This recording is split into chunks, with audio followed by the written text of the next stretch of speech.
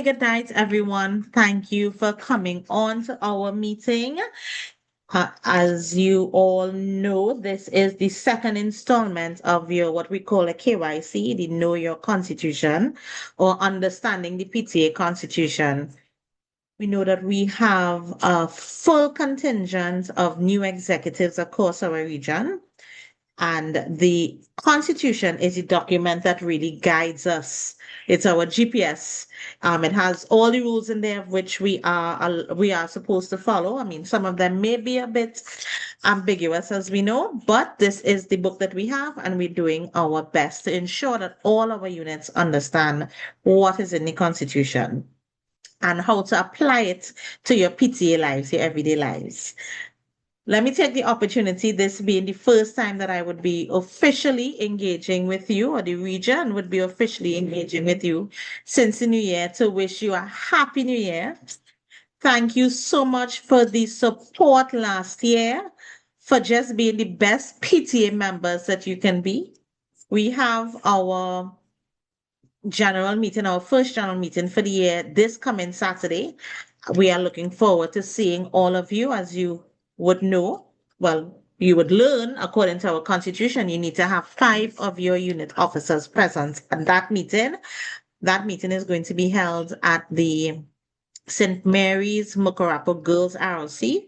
They are one of our newest schools to join the contingency, and we are so happy to have them with us. They'll be hosting us on Saturday, so we're looking forward to having you and your team present in that meeting. Added to that, it is also International Day of Education on Saturday. So I'm giving you a little heads up. If you have not planned something with your units as yet, please take the opportunity to do so for Saturday. And we are having a very important training session on Saturday with our regional education officer and our coordinator, who is also the national education officer. And they're going to be working us through the laws that govern education. So the Children's Act, the Educations Act, the judges' rules. So they'll be, breaking it down for us, making it understandable for us, and something you can use it when you're doing your PTA work. I do not want to take us too late to this meeting, so I'm going to hand you over to our first Vice President, Miss Allyson Medina Croix. She is a stalwart in PTA in the Port of Spain region. She has years of institutional knowledge and the best person to break through this constitution with you. This is part 2, so we will be starting at the 7th article in the constitution. However, the first session was recorded. So if you have not reviewed that session as yet, we will resend the link so that you can review it, as well as Madam Secretary or anyone from the Secretary in the chat, if you can kindly drop the registration form. The registration forms are very important because we do provide certification for all of our unit officers that attend this training. It goes towards your overall participation in the unit, which is something that we are trying to roll out now. So when the link is dropped, please ensure that you register your attendance. You will receive your certificate via the email, and that would happen for all the trainings that we have done. So without any further ado, let me hand you over to our first Vice President, Ms. Medina Lacroix, and I will help you navigate the slide as our second sec is still on the road, first Vice. Thank you, Madam President. Good night, everyone, and thank you for coming out, sharing your time with us, and taking the time to understand more about the organization that you have chosen to share your time and your talent with. I appreciate everyone coming online, and I apologize that this second training session has been too long. I think the first time I was ill, and I can't remember what happened the second time we had to postpone, but we are committed to ensuring that our units are fully capable with all the facilities that they need to ensure that they are functioning at their full capacity. So for those who are online now, might have missed the first session, as Madam President indicated, we do have it online. It's on our link tree, it's on our website. I think we have it loaded on the YouTube, Madam President. right? So you can use any one of those resources to go back, because the first session we did would have focused on the overall organization as well as what pertains to units specifically. This evening, we are going to continue with the other areas of the organization, namely the regional level and some of the national level, with regard to what it says in the Constitution. So this is a particularly important, for one, just generally understanding how the organization works, because I'm not too sure for how many members. I know you see us in meetings and you see us in training, but if you ever wondered what we do outside of those things, the Constitution will help you show some of the things that we cover when we are working not directly with the units. Additionally, for anyone who might be considering that they may want to serve at a regional or a national level, these are the articles that you'll need to be familiar with. So it helps for your overall understanding of the organization as a whole. All right. So next slide, please, Madam President. So like I indicated, I think you might need to make it a little bit bigger, if you can.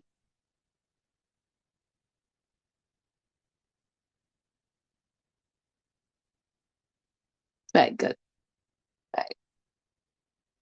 So everyone should be able to see that. Right. So like I said, the first articles 1 to 6 would have covered general information about the organization, what it stands for, what its objectives are, as well as what is covered for the units. So Article 7, when we start from Article 7, this covers what is required by the regions, or what governs how the regions operate. And of course, it starts off with the fact that each region shall have each educational district shall have a region. So our regions are governed by the boundaries of each educational district. For Port of Spain, that means Lady Young Road, I think up to the Savannah, and then down to Carenage and Diego Martin. Those are our boundaries. To the west, north, and east. Of course, the boundary to the south is more or less the sea, so there isn't really a boundary marcation required there. Right?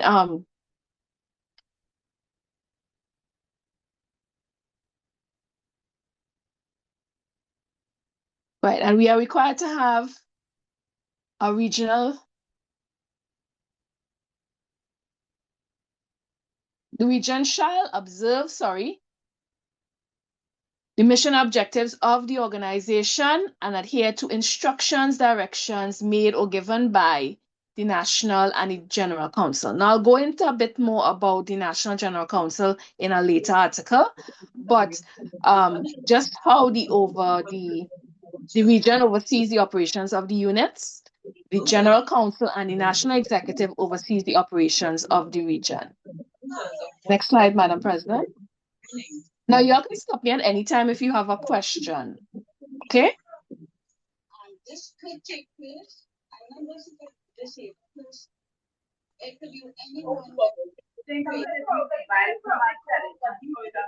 That's art. Can you ensure that your mics are muted, please? Unless the person has a question.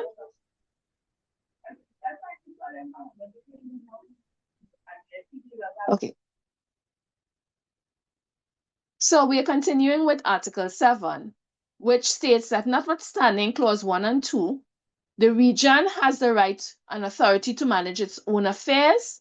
However, any issues of alleged financial impropriety or dispute within the executive on matters of governance must be referred to the General Council for ruling and direction. And what that basically says is that every region has the right to govern itself the way it sees fit. It will decide, like what we do, whatever training is needed. It decides whatever activities, how we deal with our units on a day-to-day basis is decided by each region. And the only exception where national will step in is when it refers to something along the lines of financial impropriety or matters of governance within the executive. Each region shall hold its meetings at least once per month. So basically, each region is required to have a meeting once per month. And we can say at Port of Spain that that is definitely so. We have our regular regional meetings once per month. And at least 25% of its bona fide members, and when we say bona fide, we mean schools that are affiliated and financial, meaning they would have paid up their dues, form a quorum.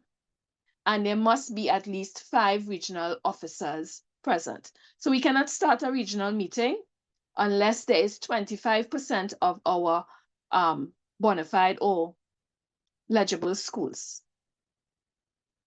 Right? And we count that as, so if right now our list of bona fide schools are up to 50, that means we have to have at least 13 schools represented in a meeting to form a quorum, and we must have 5 members of the executive present for us to be able to have that meeting called to order.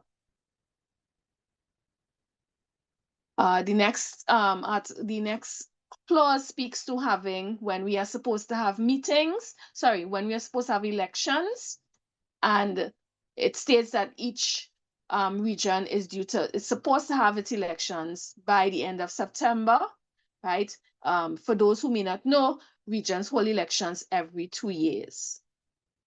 We do not have elections in years where there's a national election. So like national elections would have been last year in November, and therefore there shouldn't have been any regional elections going on that year, right? Regional elections would be constitutionally due this year.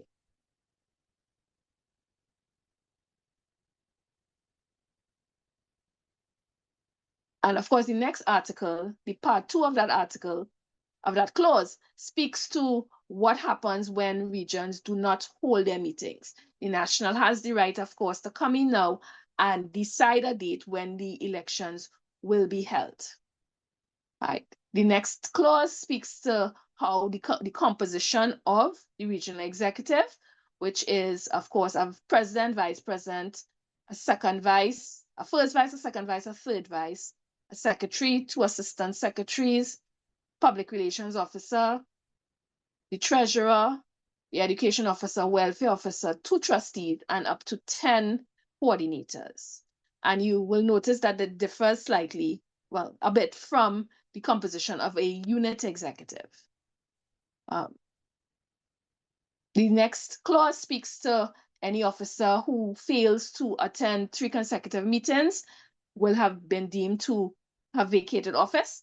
Similarly to what we have seen in the units, this also pertains to regional officers missing meetings and being vacated from their positions because of that.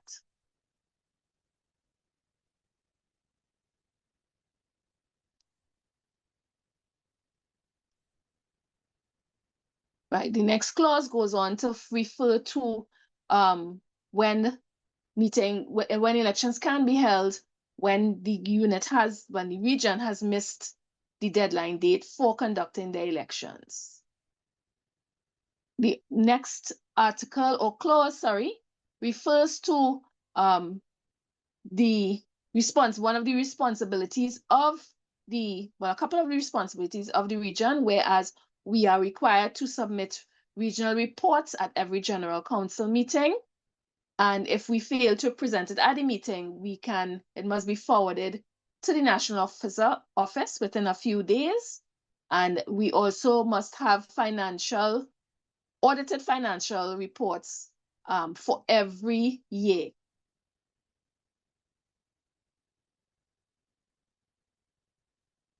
The next clause, which is clause J, refers to who is eligible to serve on the national.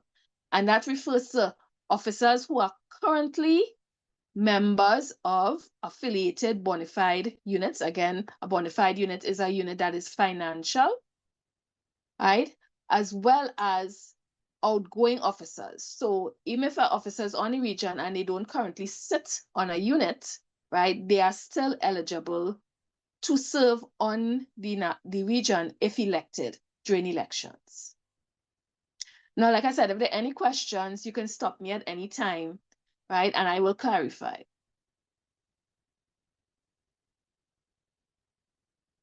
Right, the next clause, which is clause K, refers to, so similarly to when we have our general meetings, 5 members of each unit are required to attend.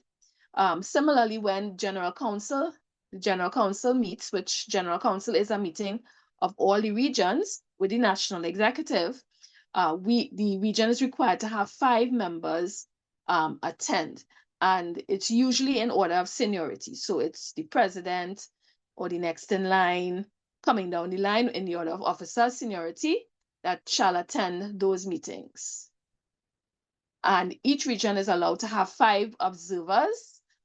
Observers can be allowed to speak during the meeting.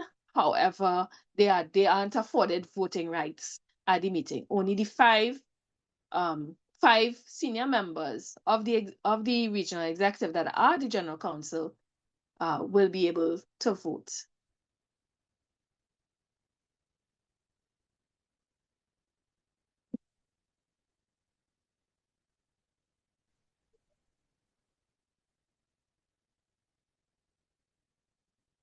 Right, and Article M indicates that the national has the authority to grant approvals for the opening of bank accounts, right, the establishment of accounts for units and regions, right, that comprise the organization, meaning the members that make up the units. So that is indicating that the national executive or the organization itself does have the authority, right, to allow units to have their bank account.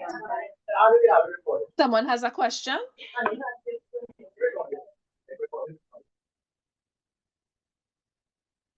Okay, so now we're moving on.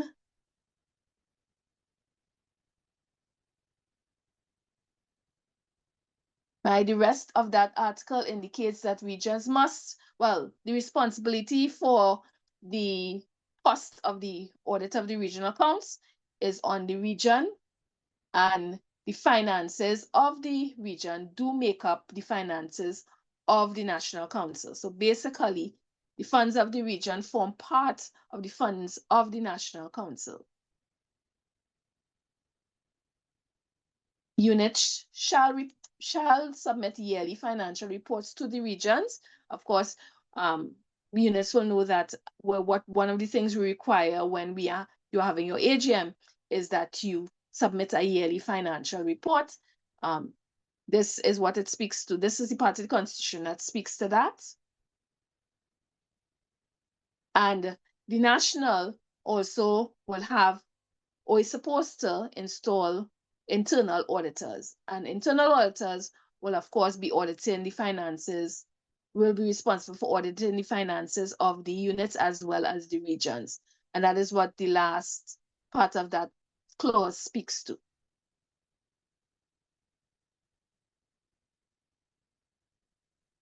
And now we're moving on to Article 8, which refers to the national executive. So One second, sorry, Madam First Vice, before you move on, I just wanted to draw reference to something that the First Vice said earlier.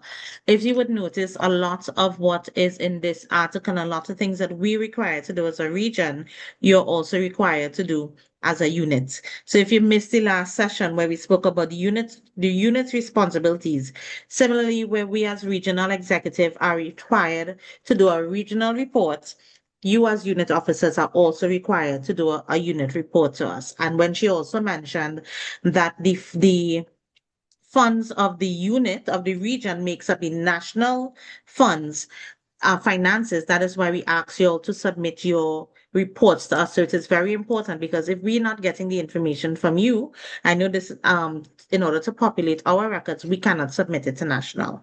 Right? I just wanted to put a plug there on that, First Vice. Thank you very much. Not a problem, Madam President. Okay, so if anyone doesn't have any questions with regard to the region, we are going to move on to the national. So Article 8 refers to the national executive. Okay, no problem, Mr. Saunders. Thank you for joining.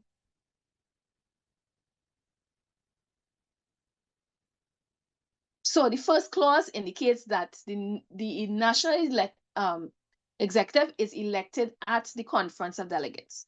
And for those who do not know, the Conference of Delegates is a meeting that is held at the end of every year. It's held in November. It's usually the first week in November.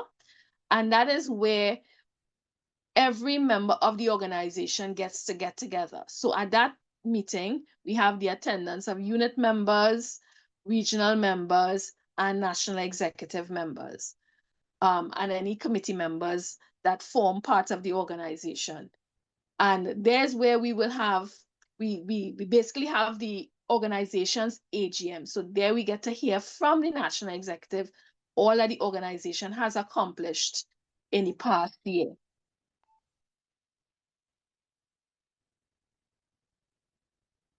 The national executive consists similarly to the structure of a regional executive, a president, three vice presidents, general secretary, two assistant secretaries, a public relations officer, a treasurer, an education officer, welfare officer, two trustees.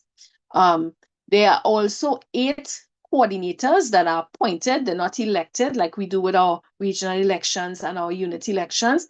They are appointed after the elections are done for national, right? Basically, the function, which is what the next clause speaks to, is that the national executive manages and does transactions on behalf of the organization in between general council meetings and any other business that might come up as necessary.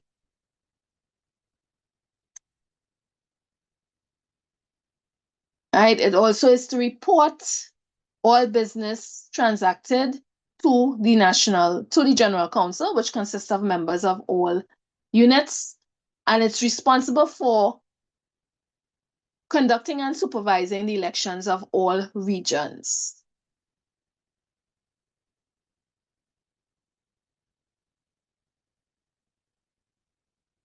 The national executive is also responsible for informing members who may have faced or be before the disciplinary committee the fact that they are currently suspended, right? And put in an interim should that be required while that is under investigation. So the general counsel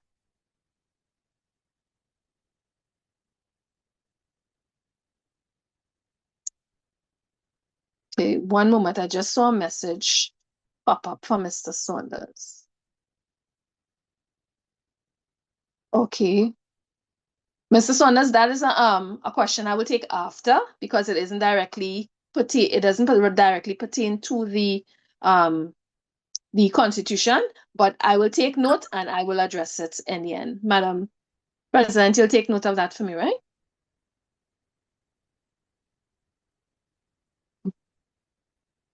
Okay, similarly for regions and units, should officer fail to attend 3 consecutive meetings, they are deemed to have vacated office.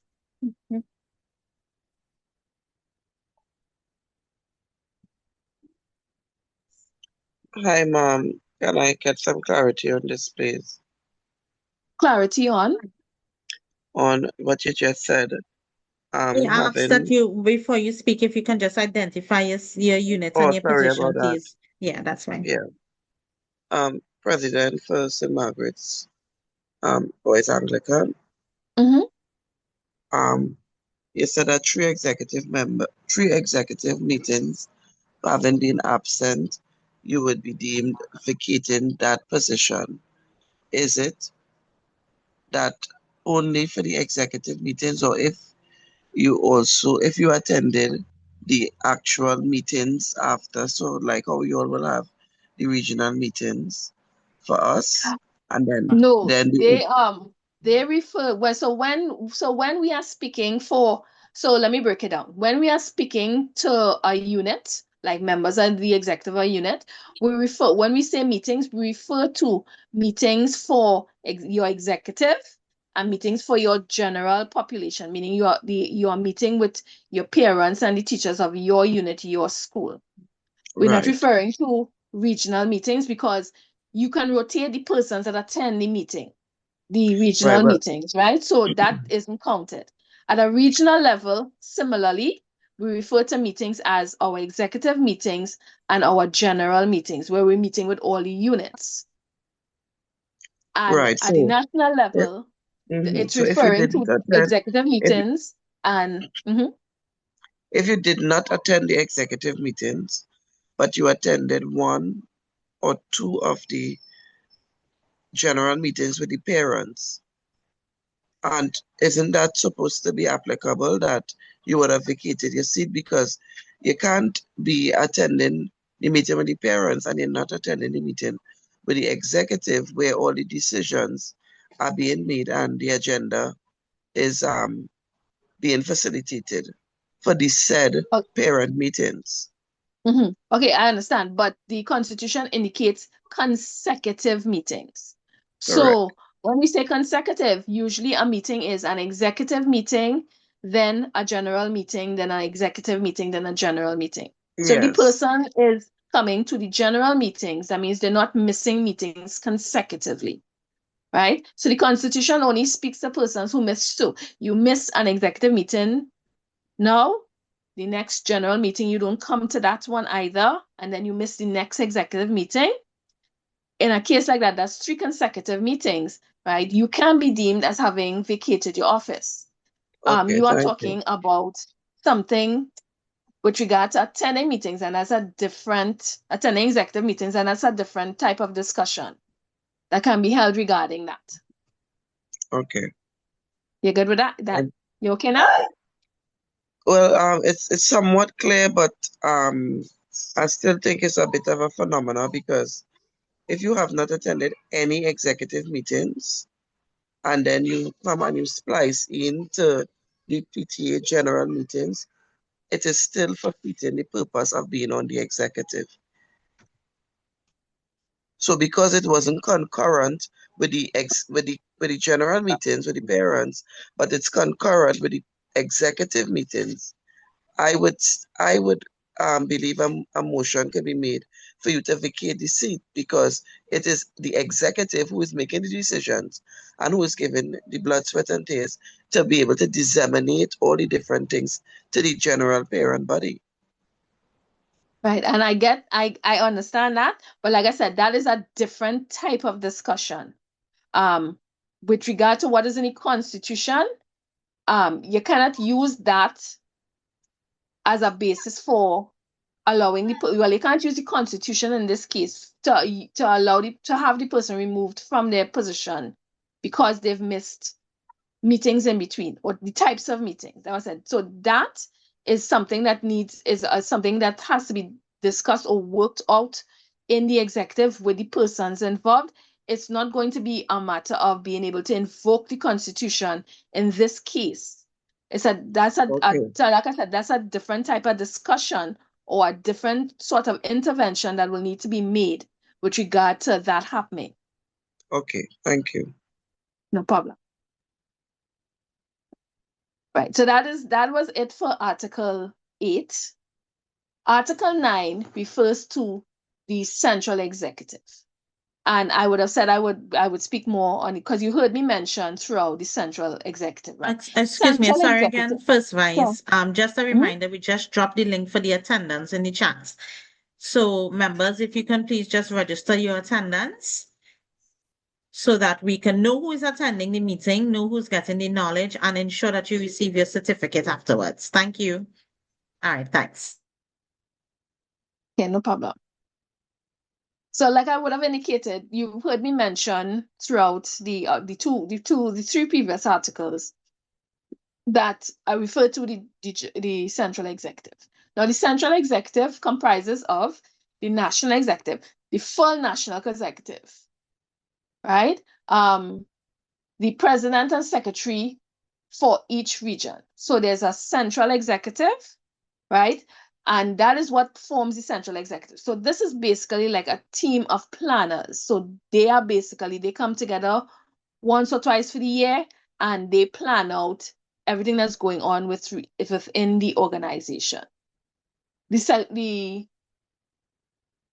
central executive shall meet once per term, so it's only one meeting required per term. Right, 11 members shall form the quorum of the central executive, of which four must be from the national executive. So a quorum for Central X, like we refer to it, Central X, central executive, is 11 members, 7 of which shall be regional members, a president and a secretary, and the remaining 4 shall be from the national executive.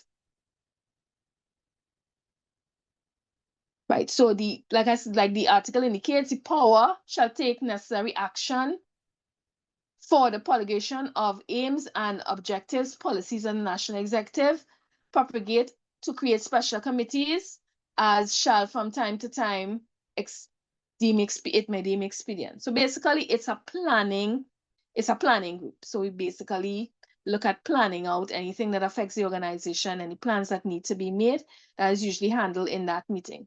It's similar to when the region may call a meeting with the presidents because there's something we need to speak to the presidents about to plan out. It's similar in that regard.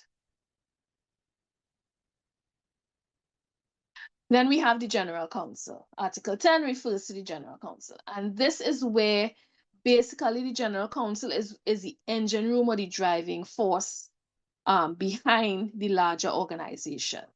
So the units are the driving force in the regions, and at the national level, the General Council is the driving force at that level.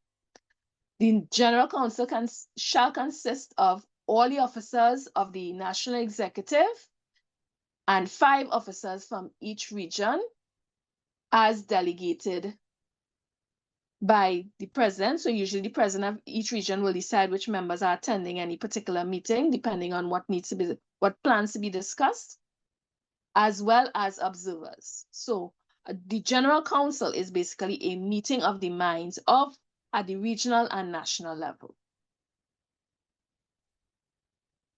The General Council, basically, the next clause indicates that the General Council is responsible or shall be responsible for the policy, organization, and administration of the organization. So any decision that's taken that affects the organization as a whole is decided and only can be decided at a General Council.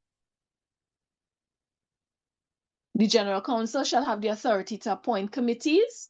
So the organization, which I will show you later down, has standard committees that it will generally form, and the General Council is the authority that appoints those committees. So it will say we want to appoint or we want to create a committee for, say, doing a beautification project across all educational districts, and the General Council alone can form that committee that will run that project.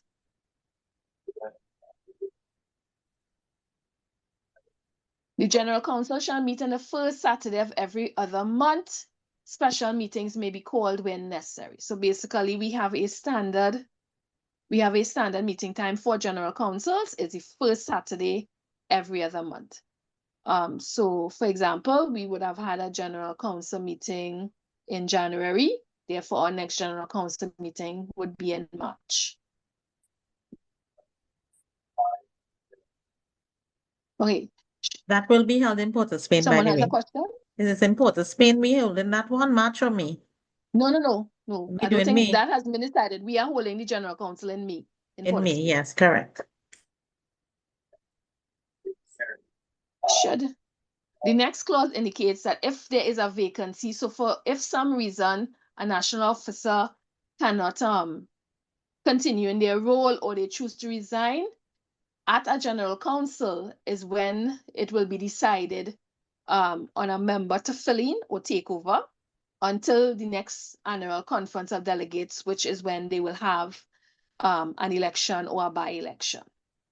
So basically, only at a general council can a member of the national executive be placed to act in a role until such time as an election can be held to officially place that person in the role.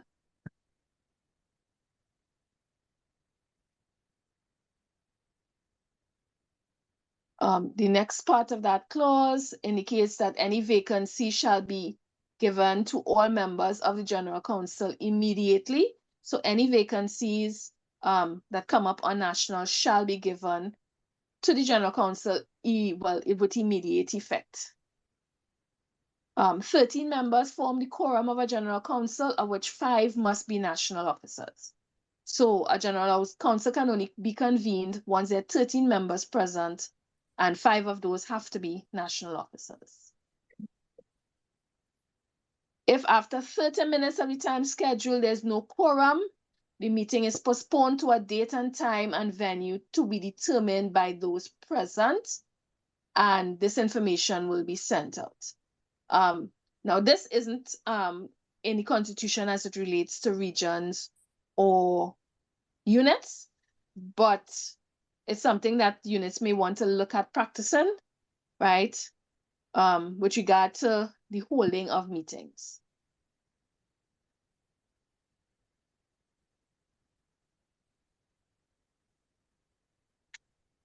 The General Council shall report to the Conference of Delegates all meetings, activities, transactions during the year, receive from the General Secretariat at the first meeting after our Conference of Delegates the minutes of the previous conference. So basically, when we have a Conference of Delegates, which would have been held in November, say last year we had in November, the minutes of those needs to be, it doesn't wait until the next Conference of Delegates to be presented. It's presented at the first meeting that's held after that Conference of Delegates for review and confirmation.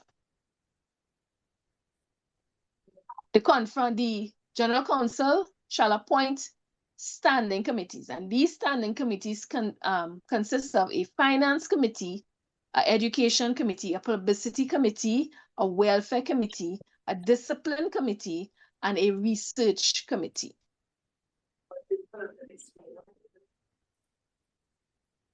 Members of the standing committees shall be drawn from the national executive and regional executive, and the convener or the person who will be the chair of those committees are appointed during a General Council meeting. So once the meetings are formed, the committees are formed, and the persons who will chair them are identified, then that speaks to the next clause, which refers to the terms of reference. So each committee shall have a terms of reference presented it, which basically a terms of reference identifies how that committee will operate or transact operations or transact its business. So basically it lays out how the committee operates, the formation of the committee, meaning how many members it shall consist of, how often they meet, how often they report, what their roles and functions and responsibilities and duties are laid out in terms of reference, and that has to be given to them during a General Council meeting.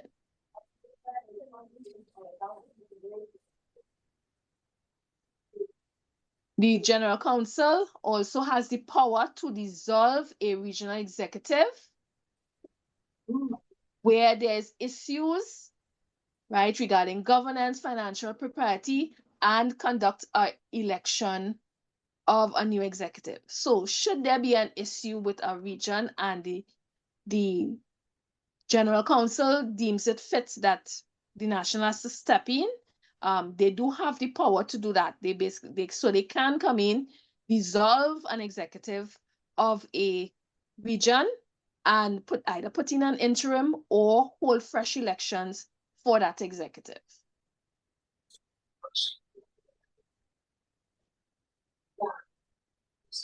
The General Counsel shall refer complaints to the disciplinary committee for investigation. So it means that I can't just come up and say I have an issue with another member and I want to put them before the disciplinary committee.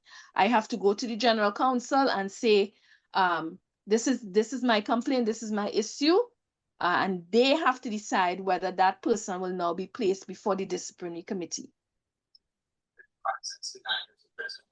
You have brought the president because you own the power. That's the market on the style.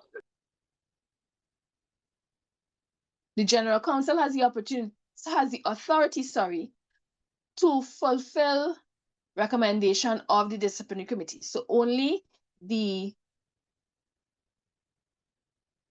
General Counsel can decide or recommend or give or decide who forms the disciplinary committee. The other committee chairs similarly they are recommended by the National, and the General Counsel agrees, but only the General Counsel can decide who gets placed as who forms the disciplinary committee. Any officer on suspension must hand over all documents in his or her possession to the officer of the NPTA and should engage in no business for the National Council during that period. So if a person is placed before the disciplinary committee, they are basically suspended. They need to hand over anything that is in their possession with regard to the operation of the level where they're at, meaning the regional level or the national level, and they are not allowed to conduct business on behalf of the General Counsel or the National Council or NPTA, I should say. Right? And the General Counsel shall report on the resolution of all conflicts. So if there's any issues going on anywhere, and when it's resolved, the report shall be laid within the General Counsel with regard to that or the resolution of that. There's one addition to the General Counsel, honorary membership. For those, I'm not too sure how many members would have been with us last year when we conferred honorary membership on one of our stalwarts, Miss Percy Smith, who would have been in PTA for more than 40 years and would have led Port of Spain during a period of that. So basically, she is now an honorary member of the region, and we do that for National PTA as well. A person can be an honorary member. They can make contributions because of the level of contributions they would have made in the past to the organization. And being an honorary member simply means that they can contribute, they can discuss, they can bring ideas to the General Counsel, but they would not have voting rights as the other present members of the General Counsel.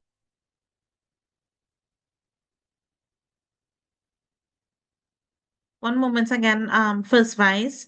I see we have about 49 participants in the meeting, but only 15 persons registered. So again, members, I am asking you to please register your attendance so we can know who's in the meeting, who's getting the knowledge, and ensure that you receive your certificates. Thank you. And you're not putting the information in the chat. Madam President, can you reshare the document again? Maybe some persons came in a bit late. The document or the link? Okay, all right, good. Noted, no problem. I'll share it, yeah. Yeah, we share it in the chat. No props. Okay, so now we're on to Article 11, which refers to our annual conference of delegates. The annual conference of delegates is held in November at a time and date to be determined. And like I indicated, the annual conference of delegates is basically the AGM of the organization. All members at all levels in the organization are allowed to attend this meeting, and there you can meet and greet. You will hear basically what the organization has been doing for the past year. You will be able to bring up, I think there are areas where you're allowed to maybe bring pertinent issues to the fore, right? That type of discussion is held at the annual conference of delegates. It's held every year, whether there are elections or not. It's held every year in November. The Annual Conference of Delegates is the supreme authority of the National Council of PTA.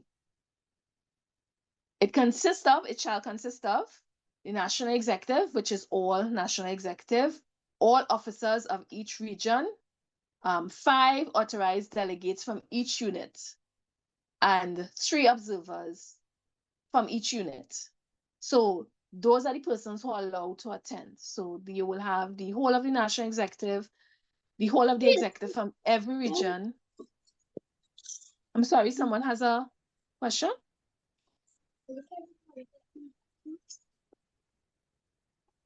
Right.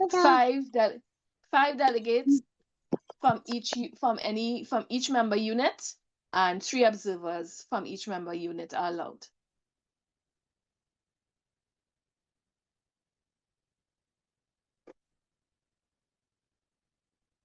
The authorities under the Annual Conference of Delegates is that elections of national officers are held when constitutionally due, which is every 2 years. Consider, adopt, amend, or deal in any way with the Constitution, as the case may be. So, for those who have copies of the Constitution, you may notice, if you ever look to the very, very back, the last page, the last time the Constitution was amended was 2012. Any amendments to the Constitution can only be agreed upon, ratified at the annual Conference of Delegates and no other time. But that is, like I said, when all members of the organization are present. And that's where we have the largest participation of voices within the organization. So that can only be done then and at no other time.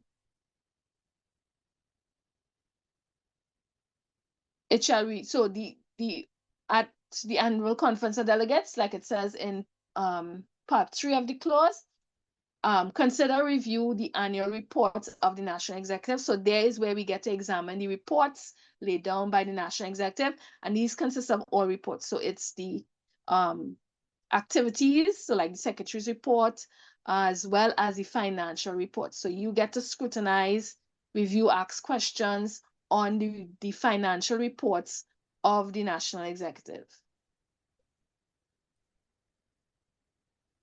Deal with or transact any business referred to it by the General Council. So if it's something that's deemed to affect the whole organization, it can be brought before the Conference of Delegates for discussion and for voting. So basically, you can vote on whether to implement something, take something out, change anything.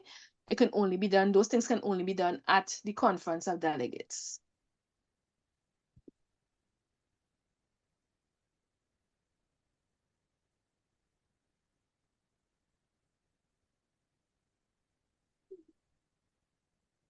And the other 2 parts of the article basically refers to that kind of thing, things to be discussed, things to be brought up, things that the Conference of Delegates has the authority to deal with. That's what the other 2 parts of it consist. So that's part 5 and 6.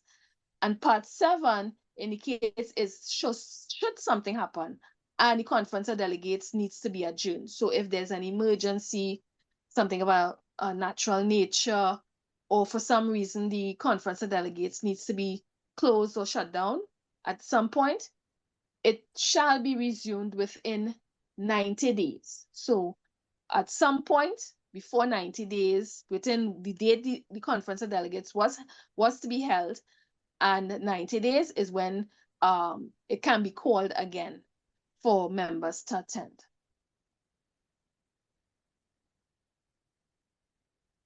Article 12 refers to meetings. Now, they refer to meetings at, I believe, all levels under Article 12. So, member units shall meet at least once per month during the school term. Right, so member units are required to meet at least once per month during the school term. Regional executives shall meet monthly prior to the regional monthly meetings, and 7 members shall form a quorum. I would have, with regard to meetings for units, I would have spoken about that in the first session, whereby 4 members of a unit form a quorum. For us at the regional level, it's 7 members. Right, and then it goes back to what we would have said, we would have seen under region. Next part of the clause indicates the quorum for its general meetings, as indicated earlier in under the article from regions. The central executive shall meet once per term, right? That goes back to the article under central executive. And of course, the meetings with regard to the general council that would have been brought up under the general council, the article directly reflecting the general council.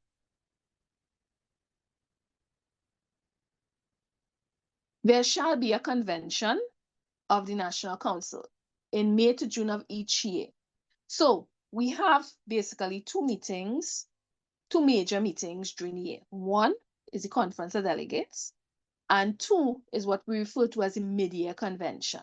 So this mid-year convention takes place in either May or June, right? As arranged by the National Executive. It's similar somewhat to the Conference of Delegates, but it's not quite. So basically, it's like giving you a snapshot, of what's happening at that point in time, which is midway through one of the year with regard to the operation of the National, but it's also a time that the National takes to celebrate. Because like I said, so the Conference of Delegates really is about dealing with business and understanding what we've accomplished and all those kinds of things. The mid-year convention tends to be more of a celebration of the accomplishments. So that is where we gather more in a, I don't want to say party, but a more informal setting than the Conference of Delegates, with regard to, getting a snapshot of what's happening in the organization, but as well as celebrating the accomplishments of the organization. Special meetings, of course, they are special. We can have a special meeting at any time. However, what we need to note about special meetings is that they are for a specific purpose. So a special meeting is always called with a purpose in mind. So for example, we are having a fundraising event and we need to sign off on vendors. We call a special meeting and we deal just with that. Anything else that we may need to deal with outside of that is not discussed in that meeting. That special meeting is called specifically for dealing with that one particular issue. And that is at each level. So when we call special meetings, it's usually to deal with one specific issue.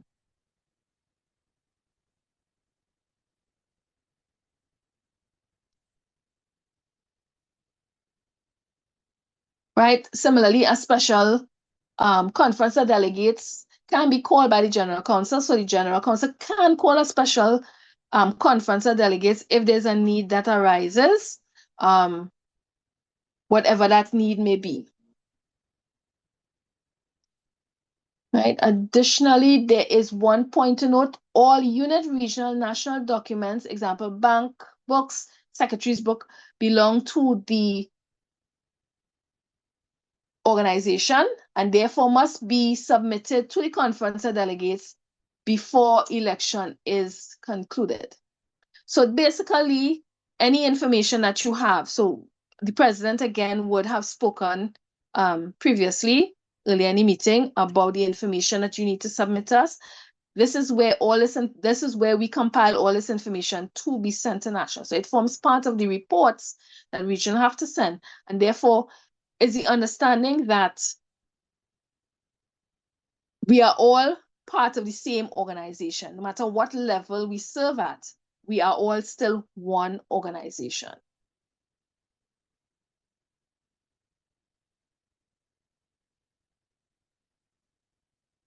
Article 13 refers to the elections of officers.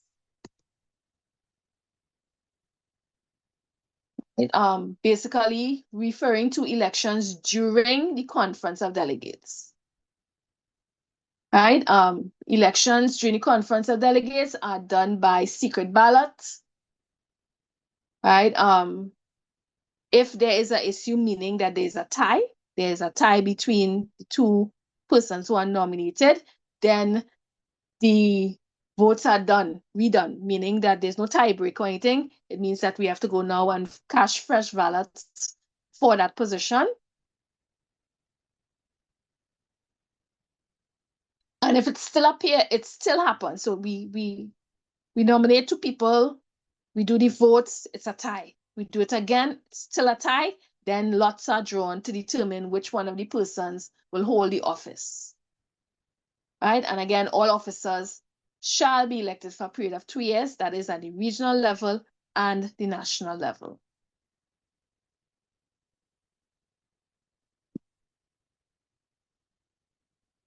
Madam President, you could skip to page. Second, sharing screen. Oh, you can skip to page 29 for me, because the other pages would have been just a breakdown of the duties of the officers that serve at the national level. And members can read that for themselves because it's very straightforward. Okay, so articles. So we're looking at articles 15, 16, 17, and 18. We comprised, well, they're all on the same page, so because they're very short articles. So Article 15 refers to internal auditors. Basically, internal auditors shall be appointed by the General Counsel and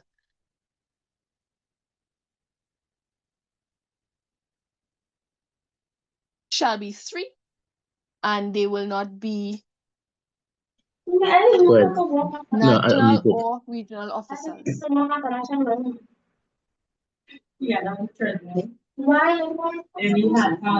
Hi, someone has a question? If not, right. Okay. So basically, we're supposed to have internal auditors that will be going through everybody's books at all levels, right? And they are appointed by the General Counsel, and there are 3, there should be 3 of them.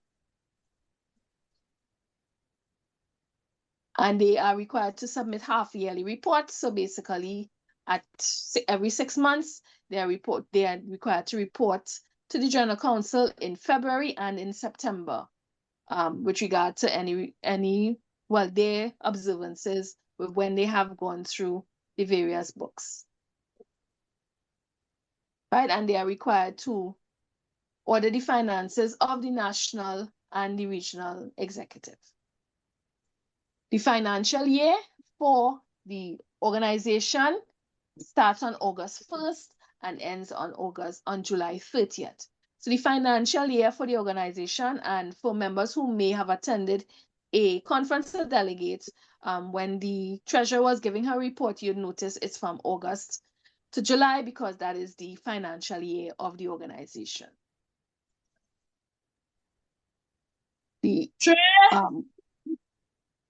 With regard to external auditors, like I would have indicated earlier in a previous article under the region, the national also requires to have its finances audited by an external body, right, an external organization, no later than August 30th of each year.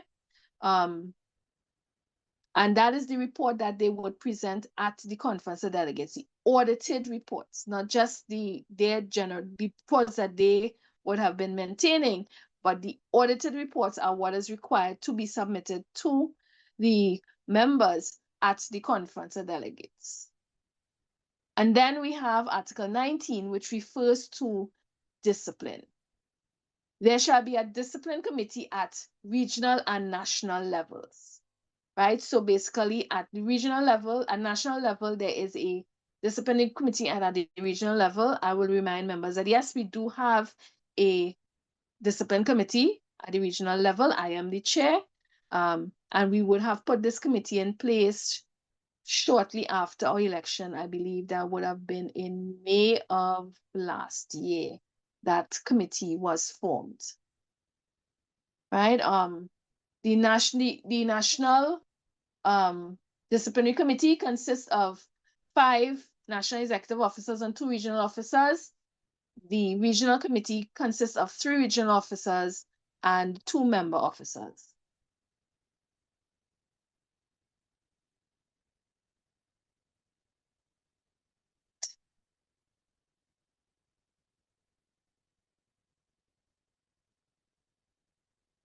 So as was indicated in a previous article, no member under disciplinary charges shall act as a member. So if you're placed before the disciplinary committee, you are basically suspended and cannot conduct business as part of the organization. The member shall be disciplined at the level which she or she is operating. So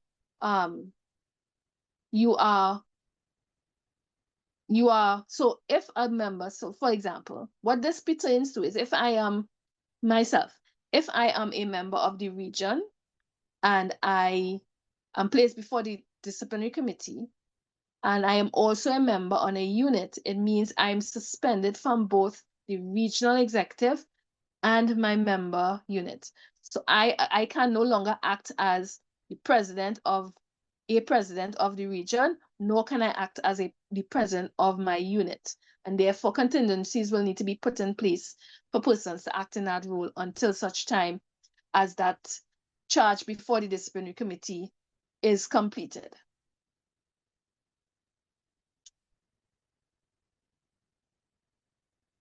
Right, an officer shall be suspended from office until, that is what the second part of the article says. It clarifies it there. Findings of the disciplinary committee shall be final and shall be submitted to the General Council for ratification. So once the disciplinary committee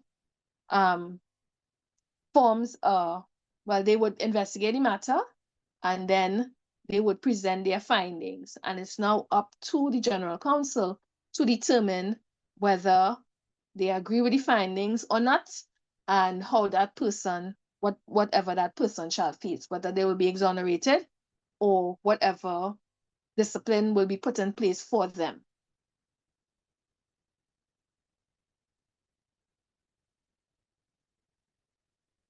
Okay. This one is something that officers need to know, right? Any office at any level, right, who is convicted before a court of law for acts of dishonesty or acts of immorality shall be declared vacant forthwith. So basically, once you are convicted in a court of law for acts of dishonesty or immorality, there isn't even any placing before the disciplinary committee. That's it. You shall be removed from the organization. The disciplinary committee shall keep records of each case and its success or failure for future reference, right? So basically, they have to keep a record of anything that comes under their consideration.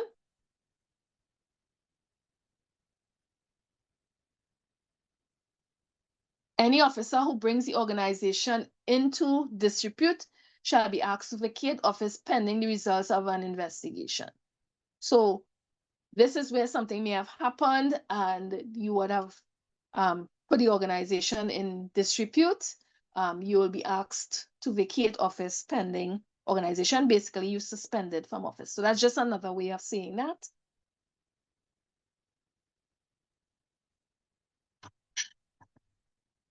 Right, so this is clause I.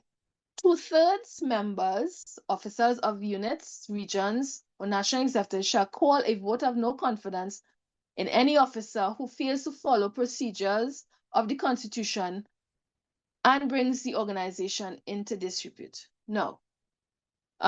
So basically, right, once there's 2/3 of the members agree, a vote of no confidence can be brought against an officer or member.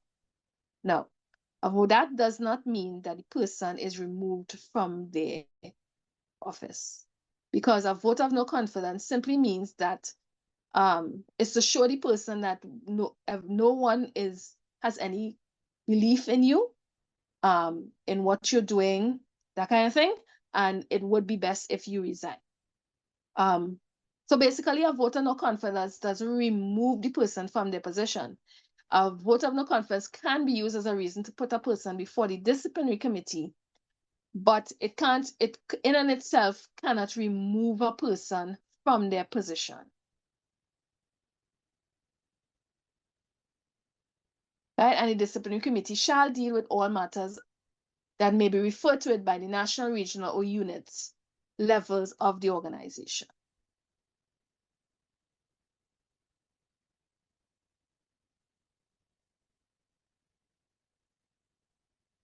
Okay, any questions? Because that basically covers the rest of the Constitution and things that you may things that you will need to know and understand being part of the whole organization. So are there any questions?